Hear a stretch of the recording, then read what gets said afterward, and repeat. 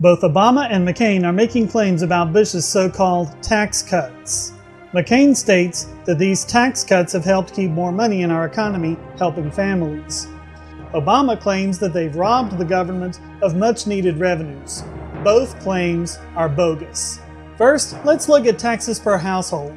As you can see, although taxes per household aren't as high as they were in 2000, actually they are in nominal terms, but these figures are inflation adjusted, the Bush tax cuts in 2003 have resulted in families paying 1.25 times as many taxes by 2007.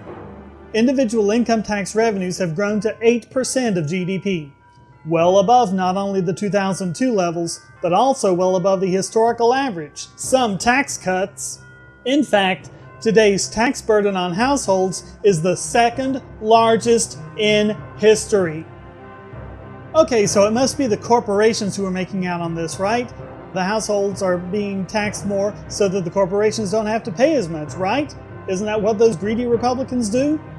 Not according to this graph. Since the 2003 tax cut, corporations are now paying twice as much in taxes. And this graph shows the figures as a share of GDP, so economic factors are taken into consideration. This is the highest level of corporate taxation since 1979. The revenues have followed the taxation pretty much as you'd expect. As this graph shows, today federal revenues are even higher than they were when Clinton left office, even after adjusting for inflation. The 2004-2007 revenue increases represent the biggest increases in government revenues in any 3-year period since 1966 through 1969.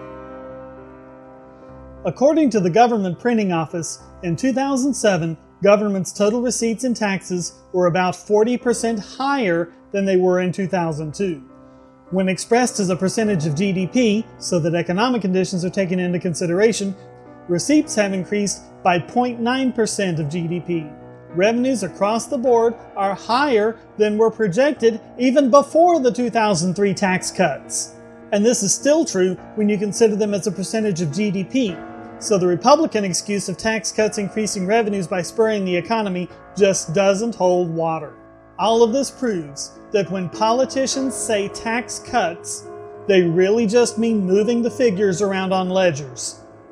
From what we pay, both households and corporations, and from the revenue the government breaks in, whether in inflation-adjusted figures or by a percentage of GDP, government gets bigger and bigger, taking more and more of our money.